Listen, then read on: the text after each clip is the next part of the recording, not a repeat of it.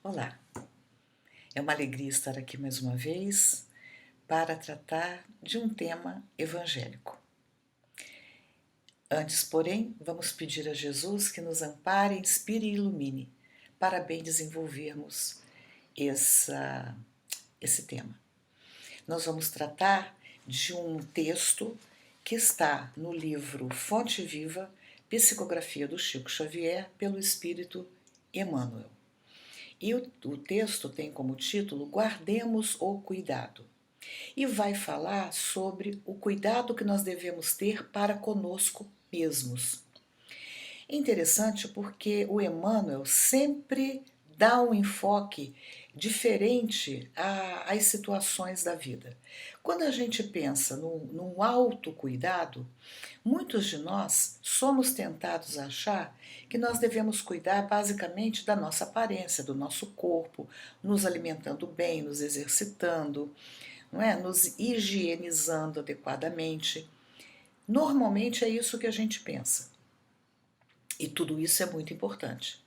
Mas nós vamos ver aqui que o enfoque do Emmanuel não é o enfoque do nosso aspecto exterior, mas do nosso íntimo.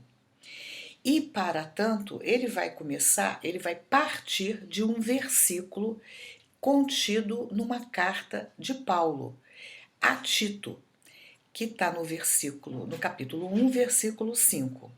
E o versículo diz: Mas nada é puro para os contaminados e os infiéis. Vamos começar falando um pouquinho sobre Tito. Paulo conheceu Tito ainda muito menino, de modo que Paulo, considerava Tito quase que como um filho. Tito cresceu, ele era um pagão, né, ele era grego, mas à medida que ele foi crescendo no convívio com o Paulo, ele se tornou um cristão, um valoroso cristão. E ele então passou a executar funções junto a Paulo e nas diversas igrejas de grande responsabilidade. Numa ocasião, a igreja de Jerusalém, ela passou por uma fase de penúria muito grande. E a igreja realizava muitas atividades de ordem social, amparando os necessitados da época. Então Paulo atribuiu a Tito e a outros discípulos a tarefa de arrecadar recursos para ajudar a igreja de Jerusalém. Então, nós acreditamos que esta atividade pode ter levado alguns das pessoas ali da região e quem sabe até de alguns membros da igreja a duvidar da honestidade de Tito. Pode ser, né? Porque a carta de Paulo deve ter sido motivada, esse versículo, por essa situação, quando ele fala, mas nada é puro para os contaminados e os infiéis. Então, vejam bem, é muito comum no nosso dia a dia que a gente, aliás, não é só comum, é quase que uma regra, né? A gente julgar o outro a partir dos nossos sentimentos, a partir das nossas crenças, a partir dos nossos valores. E, inclusive, tem uma frase que é atribuída a Freud, o pai da psicanálise, que diz assim: quando Pedro me fala de Paulo, sei mais de Pedro do que de Paulo. Isso é muito sério. Por que o Freud diz isso? Porque nós projetamos no outro tudo aquilo que está dentro de nós. E a projeção é um dos mecanismos de defesa da personalidade. Então a gente cria uma série de mecanismos para nos defendermos daquilo que para nós aparece como uma ameaça. Então a projeção é um desses mecanismos. E até tem, né, um ditado que fala, né, que é assim, ó, que o dedo que aponta o defeito do outro, para o dedo que aponta, tem 3 apontando para o meu. Então, tudo isso é muito importante que a gente tenha sempre em mente, porque essas situações nos ajudam muito a nos rever, a rever os nossos valores.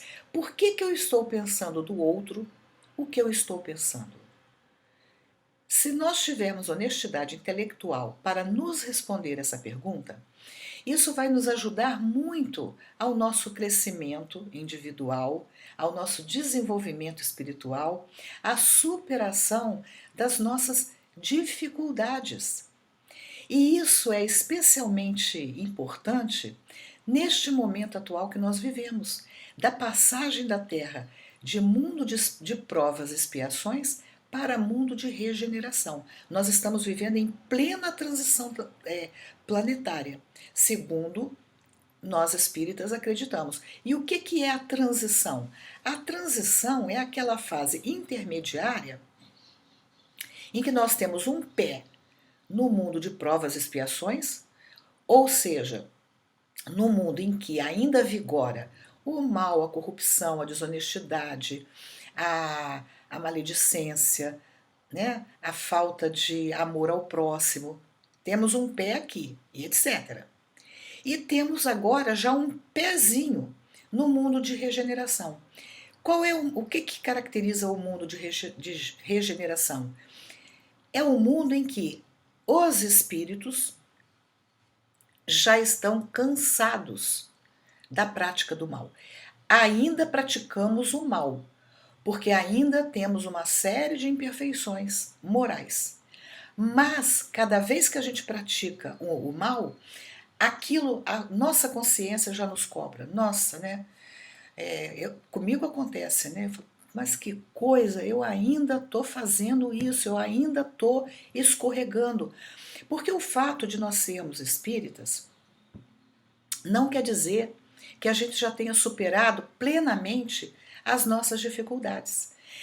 Mas o que é importante é que gradativamente a gente vá tomando consciência de que determinados comportamentos que são habituais em nós já não nos convém.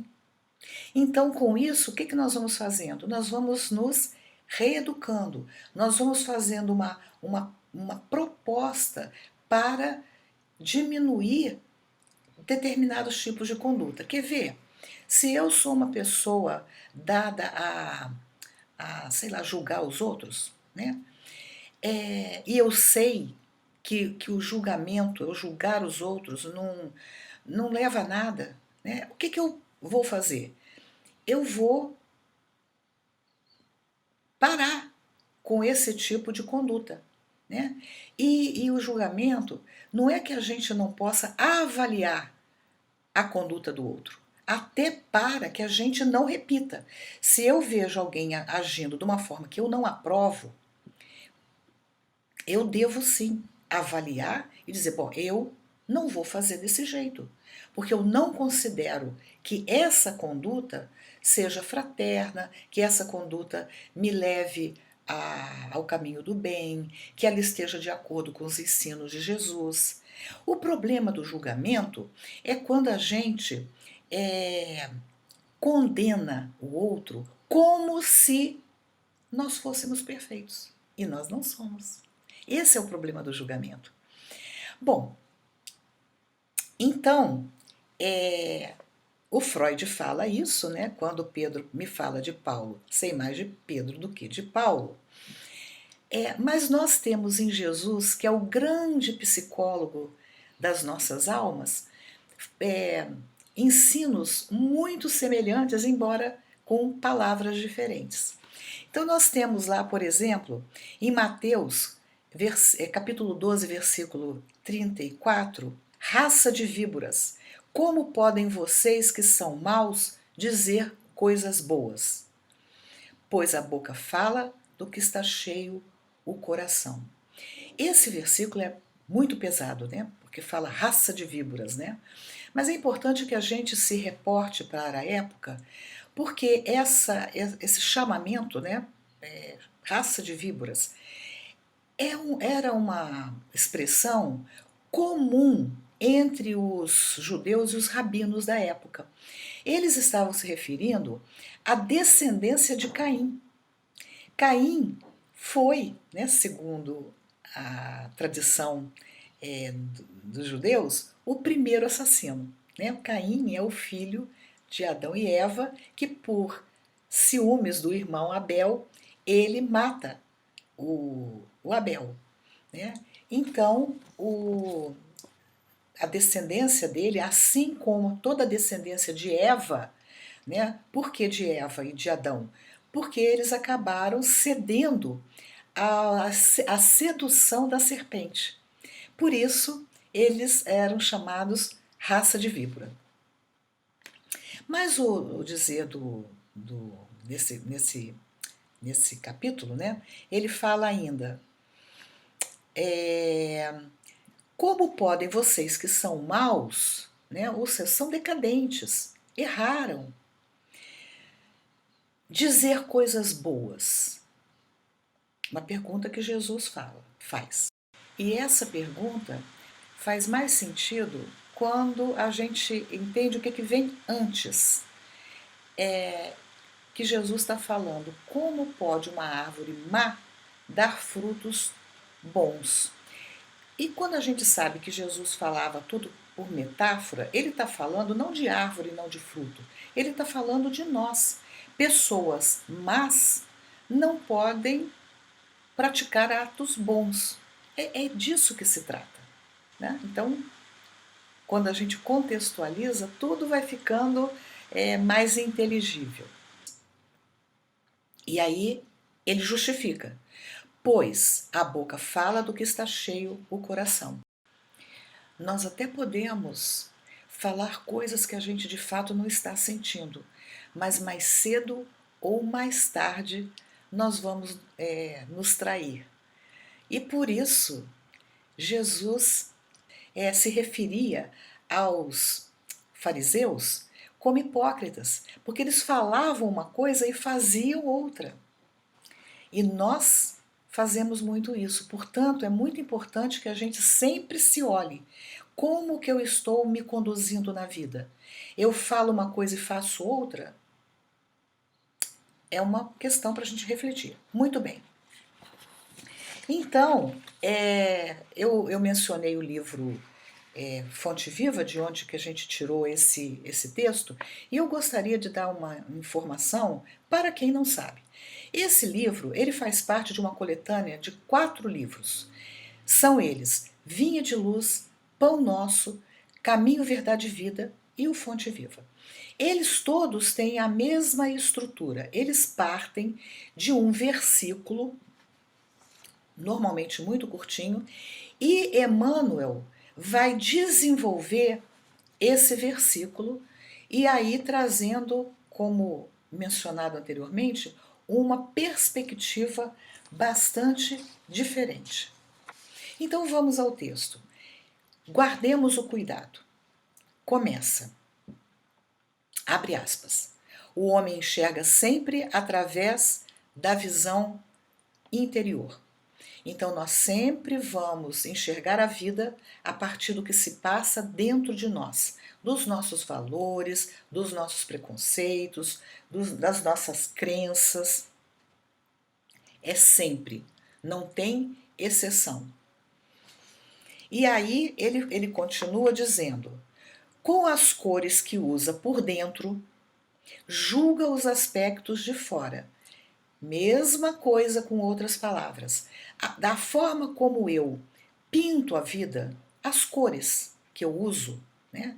E aí, que cores são essas? Eu posso falar, é a alegria, a simpatia, é a bondade, são as cores, as minhas cores espirituais. Eu vou analisar os aspectos de fora. Se eu sou uma pessoa altruísta, eu vou agir de forma altruísta com o outro.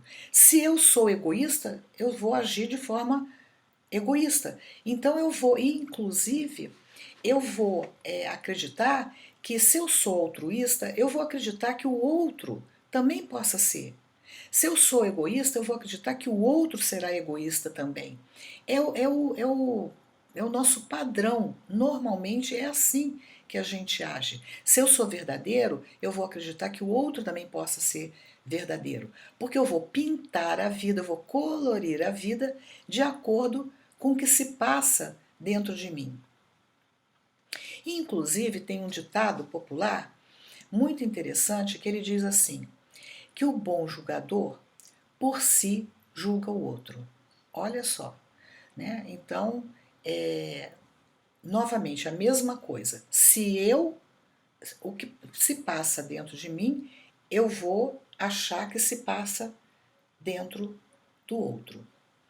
E muitas vezes nós somos muito duros com o nosso próximo.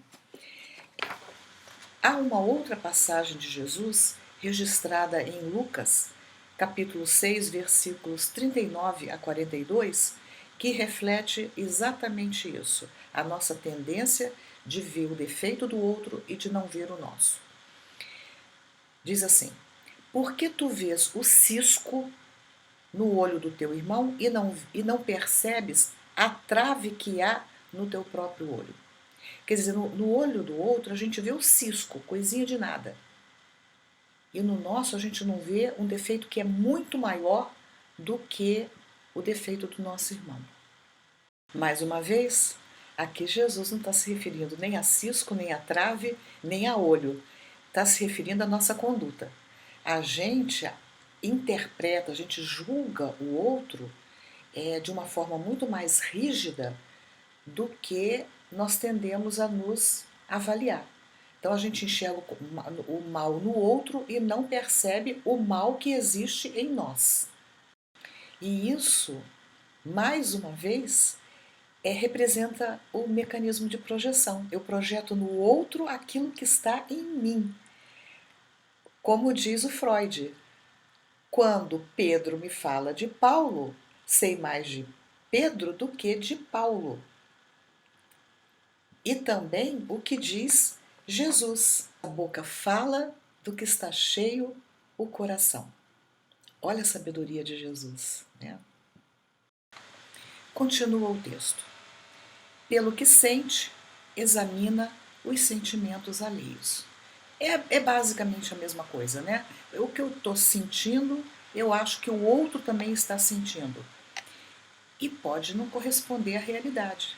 E isso muitas vezes nos leva a interpretar muito mal o sentimento do outro. Na sequência, o texto diz: na conduta dos outros, supõe encontrar os meios e fins das ações que lhes são peculiares. Então eu vejo na conduta do outro, eu interpreto a conduta do outro segundo a minha conduta. O que são meios? Os meios são tudo que eu utilizo para alcançar o que eu desejo, ou seja, os meus objetivos, os meus fins. Então, se eu sou capaz de fazer qualquer coisa para alcançar os meus objetivos, eu sou capaz, por exemplo, de mentir, eu sou capaz de puxar o tapete do outro, eu sou capaz de ser desonesto, eu sou capaz de praticar um ato de violência para conseguir o que eu quero, eu vou acreditar que o outro também vai ser capaz de fazer tudo isso. Porque essas ações me são, ou melhor, esse comportamento me é peculiar, caracteriza a minha alma. Bom, continua o texto. Daí o imperativo de grande vigilância, para que a nossa consciência não se contamine pelo mal. Então aqui o Emmanuel está falando, porque nós temos a tendência de julgar o outro por nós, precisamos estar sempre muito vigilantes. Mas não é qualquer grande vigilância, muito cuidado. Pensando, vigiando a nós mesmos. Por quê? Para que nós evitemos criar problemas ainda mais graves que comprometam mais ainda a nossa trajetória. Né? Porque o mal, ele está por aí, ele está na Terra. E eu, como um espírito ainda muito suscetível a me deixar levar pelas minhas más inclinações, como espírito ainda inferior que eu sou, né? Por quê? Porque habitamos ainda um mundo de provas e expiações. Então, nós que estamos aqui ainda precisamos ficar atentos com tudo o que nos acontece, com as tentações, para que a gente não ceda às tentações. E por quê? Porque é bom para a gente se manter num outro patamar, para que a gente possa passar, se Deus quiser, né, para o mundo de regeneração. E o Mateus, no capítulo 26, versículo 41, tem uma pergunta que fala assim: como nos resguardar do mal? E a resposta é: vigiando e orando para não cairmos em tentação. Então é vigiar e orar. O texto segue: quando a sombra vagueia, quer dizer, né, como as ondas do mar, né, passeia em nossa mente, não vislumbramos senão sombras em toda parte. Mesmíssima coisa, né? Se nós estamos com os pensamentos no mal, ociosos, a gente acha que só vemos sombra, né? Então, o que é a sombra? É o bloqueio de luz. E na perspectiva espiritual, o que é a sombra? A sombra é toda parte nossa que nós não queremos enxergar. Né? Então, a gente não quer enxergar, a gente não reconhece, então a gente vislumbra no outro, no ambiente, tudo aquilo que na verdade está em nós. A gente vê que o texto sempre repete, né, o mesmo sentido. Continua. Junto das manifestações do amor mais puro, qual é o amor mais puro? É o amor incondicional. É o amor que não deseja nada em troca. É o amor que não pensa em si em primeiro lugar. É o amor incondicional. Imaginamos, diante desse amor, alucinações carnais. Então, diante desse amor, qualquer que seja ele, um ato de gentileza, um olhar, qualquer. Quando a nossa mente está poluída por alucinações de ordem material, a gente já pensa que há naquela atitude uma segunda intenção. E muitas vezes uma intenção do ponto de vista sexual, que é o carnal, né? Continua o texto. Se encontramos um companheiro trajado com louvável apuro, ou seja, de forma elegante, pensamos em vaidade. Aí a gente fala, nossa, como aquela pessoa é vaidosa, olha só, né? Super bem vestido. E aqui eu me lembro de uma passagem do Chico, que o Chico, ele foi perdendo os cabelos, e o cabelo dele era uma coisa que ele admirava muito, ele gostava do cabelo dele. E ele foi perdendo o cabelo, até que ficou careca. Então, para cobrir a careca, ele passou a usar boné. Mas chegou uma hora que ele quis usar peruca e comprou uma peruca, e aí passou a ser criticado até mesmo pelos confrades, por usar peruca, né? Sendo rotulado de vaidoso. E em uma ocasião eu ouvi, não sei se eu li tal, que o Chico justificou o uso de peruca porque ele se achava tão feio careca que ele preferia usar inicialmente o boné e depois a peruca em respeito pelo outro, para poupar o outro da sua feiura. Olha só como as explicações podem ser diferentes. Mas tem um outro caso que é até muito engraçado, porque uma pessoa também apareceu lá na comunidade usando peruca. E as pessoas da comunidade também o recriminaram dizendo: mas você não está aceitando os desígnios de Deus, né? Se Deus fez você perder o cabelo, você tem que aceitar ser careca. E essa pessoa foi de uma presença de espírito muito grande, porque ela disse: ah, é? Me diz uma coisa, quantos de vocês aqui usam dentadura? E várias pessoas levantaram a mão. E então ela falou: pô, vocês perderam os dentes. Não seria desígnio de Deus também ficarem sem dente? Engraçado, né? Mas foi uma resposta à altura. Continua o texto. Ante o amigo chamado à carreira pública, mentalizamos a tirania política.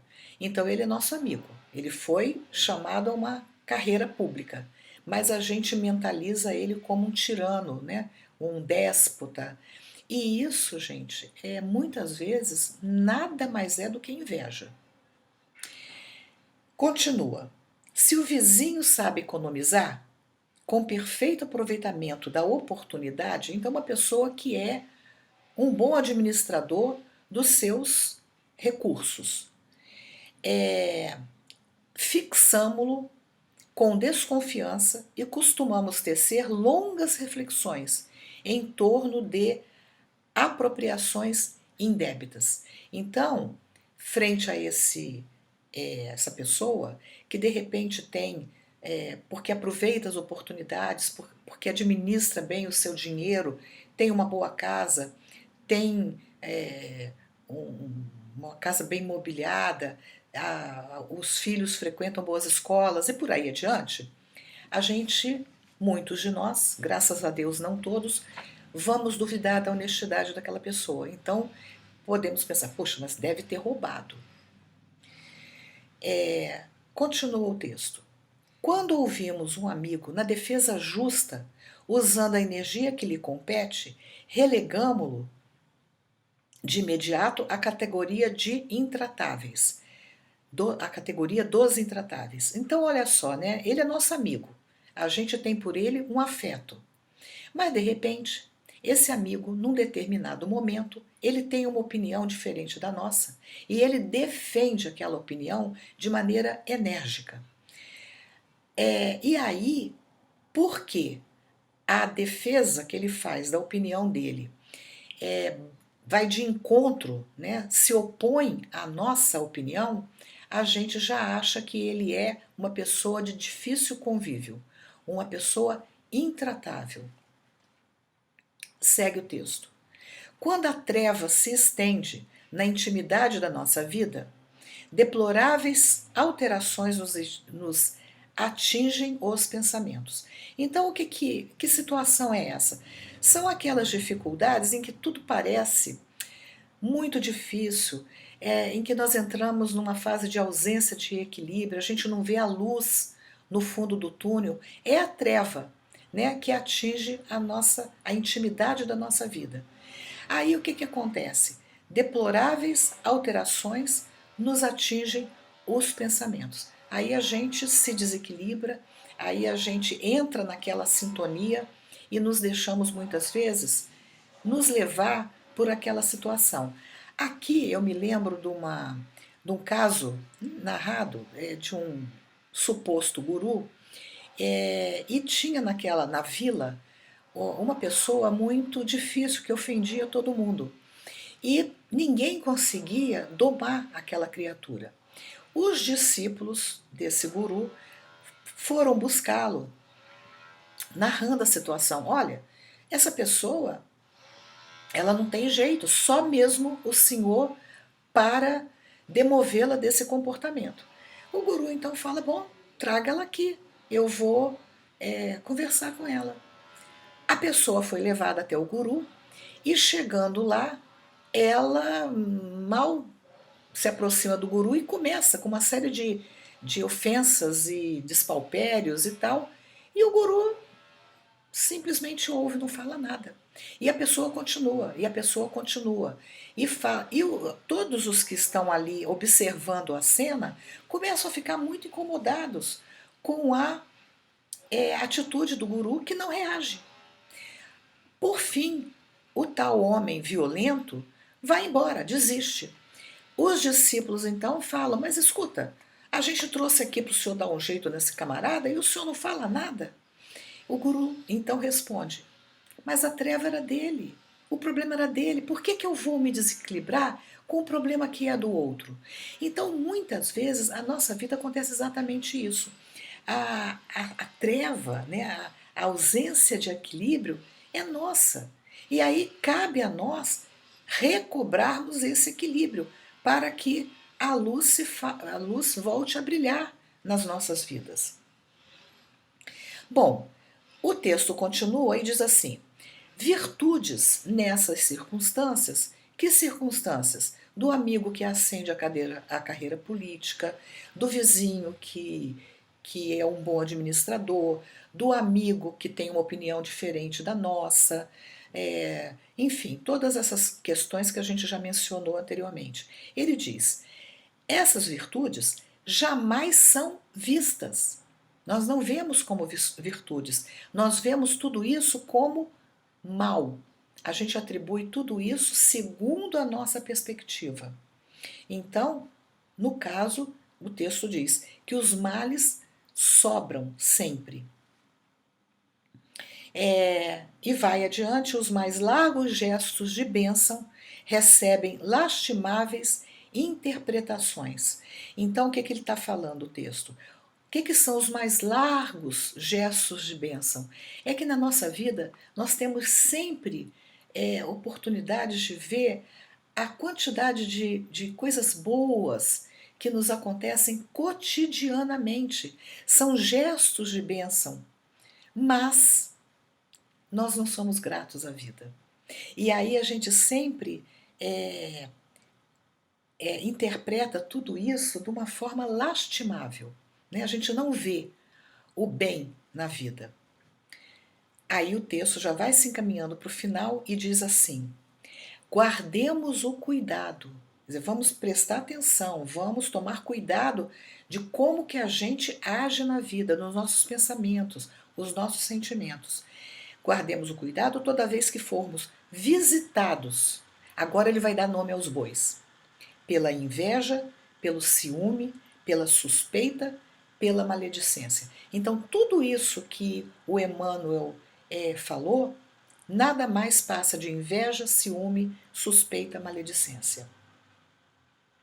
E ele finaliza dizendo: casos intricados existem nos quais o silêncio é o remédio bendito e eficaz, porque, sem dúvida, cada espírito observa o caminho ou observa cada espírito observa o caminho segundo a visão clara ou escura de que dispõe.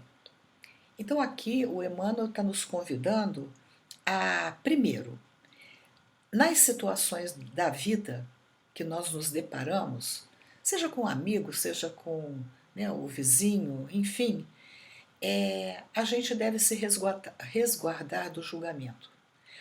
Porque sempre, todas as situações da vida são sempre casos intricados. Às vezes não é para a gente, mas é para o outro. O que é um caso intricado? Um caso complexo. Então, é fácil a gente resolver um problema que não é nosso. O difícil é a gente resolver o nosso problema. Então, é melhor que a gente se cale. Não quer dizer que nós vamos ser omissos, que não vamos ser amigos, mas a gente se calar. Porque ele coloca o calar como um remédio eficaz, né? Porque às vezes a gente vai dar um conselho que esse conselho funcionaria para nós, mas não para o outro, que vê a vida de uma outra forma. Então a solução, uma solução que para mim é ótima, para o outro pode não ser. Porque ele diz, cada espírito, quer dizer, cada pessoa, observa o caminho segundo a visão clara ou escura, quer dizer, madura ou imatura, de que dispõe, da sua visão. Então é isso, né? Eu vou finalizando por aqui. O texto é bastante complexo e tá lá no livro Fonte Viva. Se gostaram, dê um joinha. E compartilhem se acharem que devem, que possa ser útil para alguém. Muito obrigada e até o próximo vídeo, se Deus quiser.